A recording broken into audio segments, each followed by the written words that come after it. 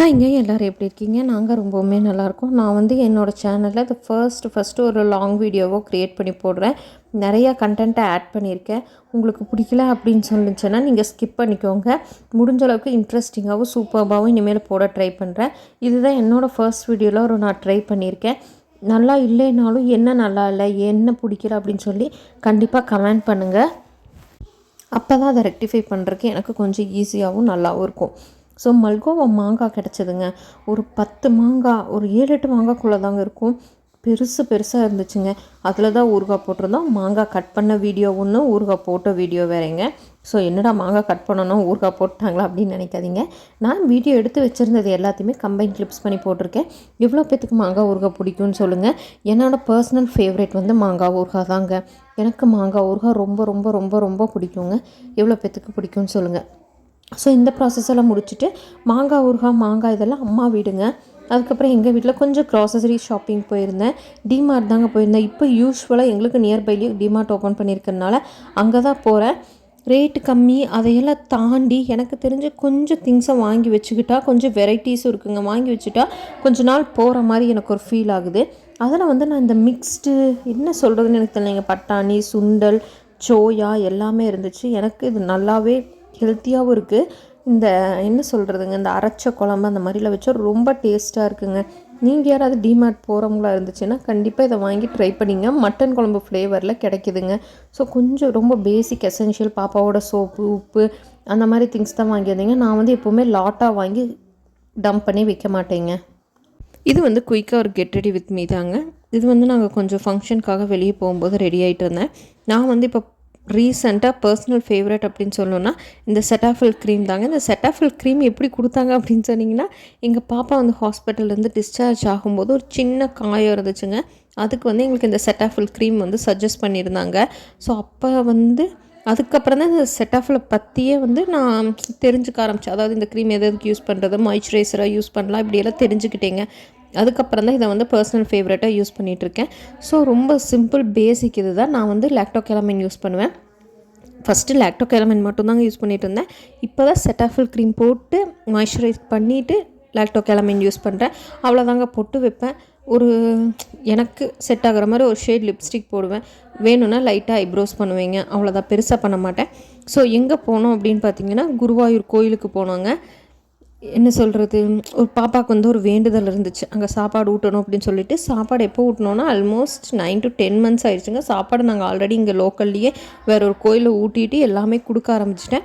But எனக்கு ஒரு ஆசை இருந்துச்சு அங்கே கொண்டு போய் கொடுக்கணும் அப்படிங்கிறது. ரெண்டாவது வந்து எங்களுக்கு வந்து ஒருத்தவங்க சொல்லியிருந்தாங்க, நீங்கள் உங்கள் குழந்தைய வந்து குருவாயூர் எடுத்துகிட்டு போயிட்டு வாங்க அப்படின்னு சொல்லியிருந்தாங்க. 3 to 4 monthsக்குள்ளேயே எடுத்துகிட்டு போயிட்டு வர சொல்லியிருந்தாங்க. எங்களுக்கு அதுக்கான வந்து சந்தர்ப்ப சூழ்நிலை அமையவே இல்லைங்க. இப்போ இந்த விஷயத்தை இந்த வீடியோவில் எதுக்காக சொல்கிறேன் அப்படின்னா, இந்த இந்த ரோடு அப்படிங்கிறத விட இது ஒரு பெரிய டனலுங்க. அதுக்குள்ளே போகும்போது அப்படியே ஒரு மலையவே குடஞ்சி குகை மாதிரி போட்டிருக்காங்க. அவ்வளோ சூப்பராக இருந்துச்சு. அதாவது போகிறதுக்கு ஒரு வழி, வர்றதுக்கு ஒரு வழின்னு போட்டிருக்காங்க. அந்த போகிற வழியிலையும் வர்ற வழியிலையும் நடுவில் நம்ம இந்த வேக்கம் அந்த வேக்கம் மாறணுன்னா கூட மாறிக்கலாங்க. அந்த மாதிரி தான் செஞ்சுருந்தாங்க. ரொம்ப சூப்பராகவே இருந்துச்சு. நல்லபடியாக சாமி கும்பிட்டுட்டு வந்துட்டோங்க. அதுக்கப்புறம் வந்த பிறகு லைட்டாக தோசை மட்டும் ஊற்றிக்கிட்டு பால் காய்ச்சிடலாம் அப்படின்னு சொல்லிட்டு தாங்க வச்சிட்ருக்கேன். எங்கெங்கே பால் காய்ச்சிருது, பாலை மாற்றி குண்டா மாற்றி பொங்க வச்சு ஊற்றிட்டு தாங்க இருந்தேன். அதுக்கப்புறம் சரி இட்லி ரெடி பண்ணிடலாம் அப்படின்னு சொல்லிட்டு இட்லி ஊற்றிட்டு இருந்தேன். நான் வந்து ரீசெண்டாக ஒரு விஷயம் பண்ணுறேங்க. அது வந்து எனக்கு தெரிஞ்சும் அவங்க சொன்ன மாதிரியே சூப்பராக தான் இருக்குது. சமையல் வித் அமலா அப்படிங்கிறவங்க சேனல் பார்த்திங்கன்னா, மிஸ்ஸஸ் உல்ஃப்டன், இந்த 2 சேனலும் அவங்க வச்சுருக்காங்க. அவங்க பார்த்திங்கன்னா மாவை ஆட்டி நல்லா பொங்கின பிறகு மாவை நல்லா பீட் பண்ண மாட்டாங்க. அதாவது லைட்டாக ஒரு மிக்ஸ் கொடுத்துட்டு அப்படியே இட்லி ஊற்றுவாங்க. அதுக்கு அவங்க சொன்ன ரீசன் என்னென்னா, நம்ம நல்லா பீட் பண்ணி ஊற்றும்போது கொஞ்சம் இட்லி நல்லா ஹார்டாக இல்லை ஸ்டிஃபாக இருக்கும். ஆனால் இப்படி போடும்போது நல்லா புதுன்னு இருக்குது அப்படிங்கிற மாதிரி சொல்லியிருந்தாங்க. பட் நானும் அதை ட்ரை பண்ணியிருந்தேங்க. அவங்க சொன்ன மாதிரி அது கரெக்டாக தான் இருக்குது. இது நல்லா சாஃப்டாக இந்த குஷ்பு இட்லி அப்படின்னு சொல்லுவாங்க இல்லையா, அந்த மாதிரி ஒரு கன்சிஸ்டன்சியில் இருக்கிற மாதிரி நான் ஃபீல் பண்ணேங்க. இது வந்து அதுக்கப்புறம் நெக்ஸ்ட் டே விலாக் தாங்க. காலையில் எழுந்திரிச்சு குளித்து எல்லாம் பண்ணி ஃப்ரெஷ் ஆகிட்டு சாமி கும்பிட ஆரம்பிச்சாச்சு. சாமி கும்பிடும்போது என் பொண்ணு கீழே தாங்க படுத்துட்டு இருக்கா. இது ஆக்சுவலாக இந்த வீடியோ வந்து உங்களுக்கு பார்க்குறக்கு ஒரு மாதிரி இருக்குது அப்படின்னாலும் அது என்ன ரீசன் அப்படின்னா, நான் வந்து என்ன சொல்கிறது, வெர்டிகுலரில் இதில் எடுத்திருக்கேன், ஷார்ட்ஸ் மாதிரி எடுத்ததுங்க. அதை வந்து இப்போ ஹரிசாண்டலாக கொண்டு வரும்போது அதோட கிளாரிட்டியும் அந்த சைஸும் மாறுதுங்க. அதனால தான் உங்களுக்கு ஒரு சில விஷயம் வந்து கட் ஆஃப் ஆன மாதிரி தெரியுது.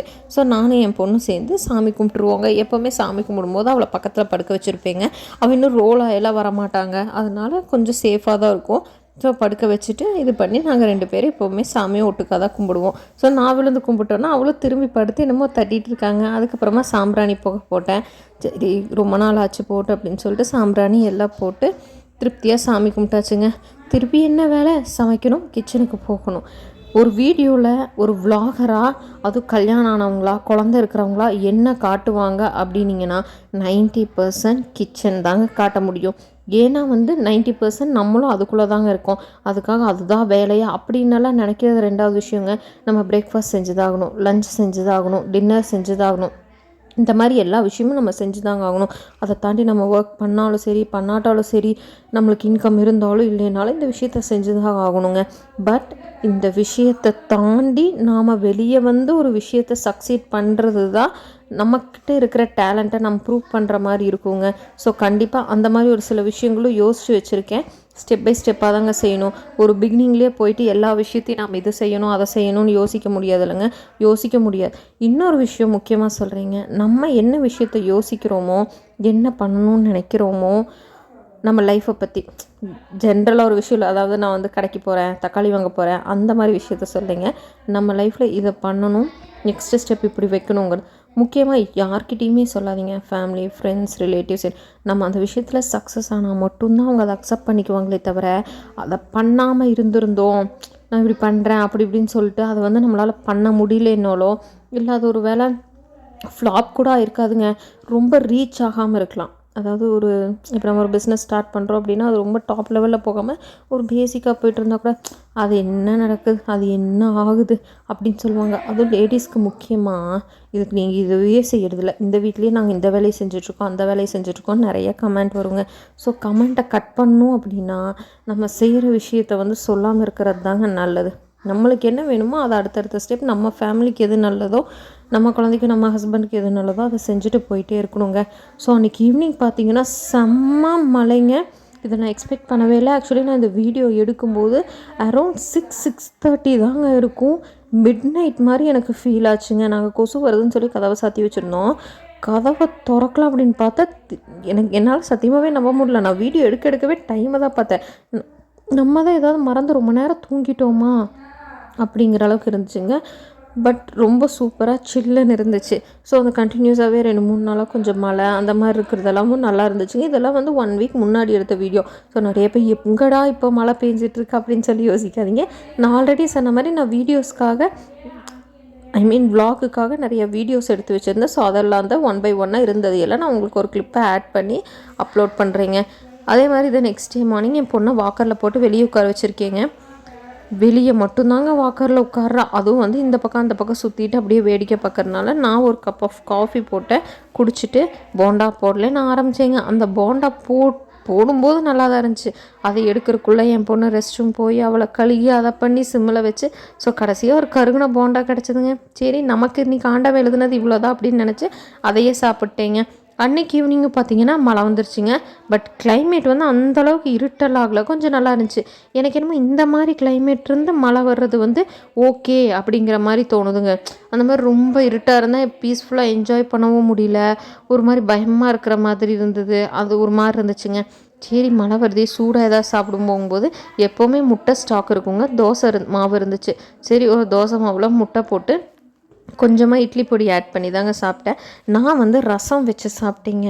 எவ்வளோ பேத்துக்கு ரசம் வச்சு சாப்பிட பிடிக்கும் அப்படின்னு சொல்லிட்டு மறக்காமல் கமெண்ட் பண்ணுங்கள். நான் தோசையில் ரசம் ஊற்றி சாப்பிடுவேன். அது வந்து எனக்கு ரொம்பவுமே பிடிக்கும். ஸோ முறுமுறுன்னு ஒரு முட்டை தோசையும் ரசம் வச்சு சூப்பராக சாப்பிட்டாச்சுங்க. ஸோ சாப்பிட்டு முடித்ததுமே சரி அம்மா வீட்டுக்கு போகலாம் அப்படிங்கிற ஒரு பிளான் இருந்துச்சுங்க.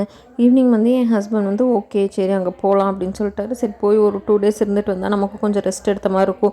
ரெஸ்ட்டுன்னா என்னங்க, குக்கிங் வேலை இருக்காது, மற்றபடி எப்படி இருந்தாலும் குழந்தைய பார்க்குறது இந்த ஒர்க்கில் இருக்கும். அம்மா வந்து நான்வெஜ் செஞ்சு வச்சுருந்தாங்க. சரி நான் அங்கேயும் போய் ஒரு முட்டையை போட்டு அதில் கொஞ்சமாக சிக்கன் கிரேவி ஊற்றி என்னென்ன வேலையெல்லாம் செய்ய முடியுமோ, எப்படியெல்லாம் பீஸ்ஃபுல்லாக உட்காந்து சாப்பிட முடியுமோ, கொஞ்சம் பிரியாணி போட்டு எல்லா வேலையும் பார்த்து சாப்பிட்டாச்சுங்க. அம்மா வீட்டில் மட்டும்தாங்க இப்படி பீஸ்ஃபுல்லாக சாப்பிட முடியும். நம்ம வீட்டில் தட்டில் சாப்பாடு போட்டாலே என் பொண்ணு அது வரைக்கும் ஆழ்ந்து தூங்கிட்டு இருப்பாங்க, எந்திரிச்சிருவா. இல்லைன்னா அப்போ தான் தூங்க வச்சுட்டு வருவீங்க, சம்மந்தமே இல்லாமல் அழுவா. அந்த தட்டை நம்ம வச்சுட்டு போய் என்ன சாமின்னு கூட கேட்குறக்குள்ளேயே தூங்கிடுவா. ஆனால் அந்த ஒரு செகண்ட் நம்ம எந்திரிச்சு போனால் தாங்க அங்கே ஒர்க் அவுட் ஆகும். இது எந்தெந்த இடத்துல நான் ஃபீல் பண்ணியிருக்கேன் அப்படின்னா, காய்ச்சலோ சளியோ வருங்க, இல்லை இந்த மருந்து கொடுத்தாங்க, சரி இந்த மருந்து 2 days கொடுக்கலாம், போன டைம் காய்ச்சல் வந்தப்போ சரியாயிடுச்சு அப்படின்னு கொடுப்போங்க. ஆனால் சரியே ஆகாது. நான் லாஸ்ட் வீக் கூட அந்த மாதிரி சளி பிடிச்சப்போ 2-3 நாள் அப்படி விட்டுருந்தேங்க. சரி ஹாஸ்பிட்டலே போயிடலாம், டாக்டரை போய் மட்டும்தாங்க பார்த்தோம். வேடிக்கை தாங்க டாக்டரை பார்த்துட்டு வந்தோம். அதே மருந்து தாங்க கொடுத்தாரு, அதே நாசல் ட்ராப்ஸ் தான் கொடுத்தாருங்க. ஆனால் வந்தோடனே சரியாயிடுச்சு. அது என்ன அப்படின்னா, நம்ம போய் ஒரு 1000 ரூபா ஃபீஸை கட்டி டாக்டர் மூஞ்சியை பார்த்துட்டு வந்தாலே சரியாயிருங்க. அந்த மாதிரி தான் நம்ம உட்காந்து சாப்பிடும்போது எவ்வளோ நேரம் சாப்பிட்றோம் என்னங்கிறதெல்லாம் இல்லை, இன்பிட்வீனில் ஒரு செகண்டாவது கை கழுவை எந்திரிச்சா மட்டும்தான் அவளுக்கு ஒரு திருப்தியாக இருக்கும் போல். நீங்களும் இப்படி தான் ஃபீல் பண்ணியிருக்கீங்களா அப்படின்னு சொல்லிவிட்டு மறக்காமல் எனக்கு கமெண்ட் பண்ணுங்கள். அதே மாதிரி நான் பிகினிங்கில் சொன்ன மாதிரியே தாங்க, பிடிச்சிருக்கோ பிடிக்கலையோ, பிடிக்கல இந்த விஷயம் இப்படி இருந்துச்சு அப்படிங்கிறதையும் கமெண்ட் பண்ணுங்கள். அதுக்கப்புறமா நெக்ஸ்ட் டே திருப்பி வீட்டுக்கே வந்துட்டேங்க. குலோப் ஜாமுன் பேக்கெட் ஒன்று இருந்துச்சுங்க, 6 months பக்கம் ஆச்சு வாங்கி. சரி செய்யலாமா வேண்டாமா அப்படின்னு சொல்லி யோசிச்சுட்டே இருந்தேங்க. இல்லை செஞ்சுருவோம், இப்படியே ஏன் வச்சுட்ருக்கோம் அப்படின்னு சொல்லி தாங்க செஞ்சேன். ஒரே ஒரு பேக்கெட் தான், கொஞ்சம் பெரிய பெரிய பால்ஸாக போட்டிருந்தேங்க. ரொம்ப சிம்மில் வச்சு மெதுவாக பொரிச்சு எடுத்தேன். நான் வந்து தேங்காய் எண்ணெயில் பொரிச்சேங்க. எனக்கு பர்சனலாக தேங்காய் எண்ணெய் ஃப்ளேவர் ரொம்ப பிடிக்கும். நெய்யை விட தேங்காய் எண்ணெய் ஃப்ளேவர் பிடிக்கும். பட் தேங்காய் நெய்யிலேயே சுட முடியாதுங்க, சுடலாம். பட் இருந்தாலும் அது ஓவர் ரிச்சாக இருந்தாலும் நம்மளால் நிறையா சாப்பிட முடியாதுங்க. தேங்காய் எண்ணெயில் வேணும் அப்படின்னா நீங்கள் ஒரு ஃபியூ ட்ராப்ஸ், அதாவது 3 to 4 ஸ்பூன்ஸ் ஆஃப் நெய் வேணால் ஆட் பண்ணிக்கோங்க. அப்படி ட்ரை பண்ணி பாருங்கள், ரொம்பவுமே சூப்பராக இருந்துச்சுங்க. அதே மாதிரி ஜீரா ரொம்ப சூடாக போடாதீங்க, கொஞ்சம் வெதுன்னு இருக்கும்போது போட்டு க்ளோஸ் பண்ணி வச்சு 1 hour இருந்தால் போதுங்க. குலோப் ஜாமுன் சூப்பராக ரெடி ஆயிரும். இந்த குலோப் ஜாமுன் விஷயத்தில் மட்டும் இன்னொன்று இருக்குங்க. எப்போ நான் குலோப் ஜாமுன் போட்டாலும் சரி, குழந்தையிலிருந்து அதுவும் இப்போ வரைக்கும் அது வந்து உப்பிருச்சா, பெருசாகிடுச்சா, உப்பிருச்சான்னு ஓப்பன் பண்ணி பார்த்துக்கிட்டே இருப்பேங்க. அது உள்ள வரைக்கும் அது ஊறணும் இல்லைங்களா, அதுக்குள்ளேயே 4-5 பீஸை நான் சாப்பிட்ருப்பேன். அதாவது ஃபஸ்ட்டு எடுக்கும்போது மேலே மட்டும் சாஃப்டாக இருக்கும், ஆனால் அது உள்ளே அந்த ஜீராவே போயிருக்காதுங்க, அந்த உள்ளே இருக்கிறத வீசிடுவேன். இந்த மாதிரி 4-5 குலோப் ஜாமுனெல்லாம் இந்த மாதிரியே நான் வேஸ்ட் பண்ணி தாங்க முடிப்பேன். அதுக்கப்புறமா பூரி தாங்க சுட்டேன். இப்போ லாஸ்ட்டாக சுடுறேன் பார்த்தீங்களா, ஒரு மாதிரி வரட்டி மாதிரி. இந்த மாதிரி ஒரு பூரி வந்து எனக்கு ரொம்ப பிடிக்குங்க, கிறிஸ்பியாக முறுமுறுன்னு. இந்த பூரிக்கு எது வச்சு சாப்பிட்டாலும் சூப்பராக இருக்குங்க. ஆனால் இந்த மாதிரி 2 பூரியை சுட்டு நடுவில் தக்காளி சட்னி, அதாவது இந்த முறுமுறுன்னு ஒரு பூரி, அதுக்கு மேலே தக்காளி சட்னி, அதுக்கு மேலே அந்த முதே மாதிரி முறுமுறுன்னு ஒரு பூரி வச்சு ஒரு டிஃபன் பாக்ஸில் ஏதோ ஒன்று போட்டு க்ளோஸ் பண்ணி வச்சுருங்க. க்ளோஸ் பண்ணி வச்சுட்டு ஒரு 1/2 hour கழித்து எடுத்து சாப்பிடுங்களே, சூப்பராக இருக்கும், செமையாக இருக்கும். திருப்பி என்னடா காட்டுறாளே அப்படின்னு சொல்லி யோசிக்காதீங்க. திருப்பி அதே கிச்சன், அதே குக்கர், அதே பாத்திரம், அதே அடுப்பு தாங்க. ஸோ பருப்பை கழுவுறேன், வைக்கிறேன், சாம்பார் வைக்கணும். சாம்பார் வச்சா 1 pot சாம்பாராக முடிஞ்சிடும். காலையில் வேலை முடிஞ்சிடும், நைட்டு வேலை முடிஞ்சிடும். பாக்கி இருந்தால் நாளைக்கு காலையில் டிஃபனுக்கு கூட யூஸ் பண்ணிக்கலாம். ஸோ இது ஒன்று தான் ஆறுதலே தவிர வேலை இருக்காதான்னு கேட்டிங்கன்னா அப்படியெல்லாம் இல்லைங்க, வேலை கண்டிப்பாக இருக்கும். இப்போ சாம்பார் ரசம் வைக்கிறேன்னா, சாப்பாடு வைப்பேனா, எல்லாத்தையும் கழுவி எடுத்து போடுவேனா, என் பிள்ளைக்கு பால் காய்ச்சணும், அதுக்கப்புறமா டீ போடணும். பால் காய்ச்சி டீ போட்டாலே ஒரு 10 பாத்திரம் சேர்ந்துருங்க. ஸோ இந்த டைலாக்கும் நான் இன்னொருத்தவங்க கேட்டிருந்தாங்க, பார்த்தா அவங்க சேனல் நேம் மறந்துட்டேன். யாராவது கமெண்ட் பண்ணி கேட்டீங்க, எனக்கு ஞாபகம் இருந்துச்சுன்னா நான் கண்டிப்பாக போடுறேன். அவங்க சொன்னாங்க, பாத்திரம் கழுவிட்டு கல்யாணம் பண்ணிப்பார், வீட்டை கட்டிப்பார் அப்படின்னு சொல்லி நிறையா பேர் சொல்லுவாங்க. யாராவது பாத்திரம் கழுவி பாருங்களே, அப்போ தான் தெரியும் அப்படின்னாங்க. சத்தியமாக ரியலைஸ் பண்ணுறீங்க, ஊருக்கு போனாலும் சரி, டூருக்கே போனாலும் சரி, இல்லை நம்ம வீட்டையே காலி பண்ணுறனாலும் சரிங்க, கடைசி வரைக்கும் அந்த சிங்கில் ஒரு டம்ளர், ஒரு ஸ்பூனோ, ஒரு தட்டோ விழுந்துக்கிட்டே தாங்க இருக்குங்க. அந்த கடைசி நொடி வரைக்கும் அந்த பாத்திரங்கிறது ஒன்று கழுகிட்டே இருக்க மாதிரி தான் இருக்கும்.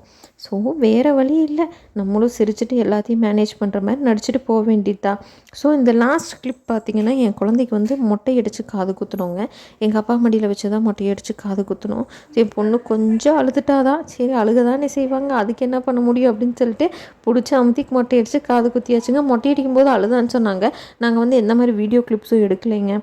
அதாவது காது குத்துறது மட்டும்தான் எடுத்தோம், மொட்டை அடித்ததெல்லாம் எடுக்கல. அழுதா அப்படின்னு சொன்னாங்க. நான் பூமுடி கொடுத்துருந்தேன். நான் போய் குளிச்சுட்டு வர்றக்குள்ளேயே என் பொண்ணுக்கு மொட்டை அடித்து முடிச்சிட்டாரு. அவர் சூப்பராக மொட்டை அடிச்சிருந்தார். அதுமாரி டக்கு டக்கு டக்குன்னு அடிச்சிட்டாரு.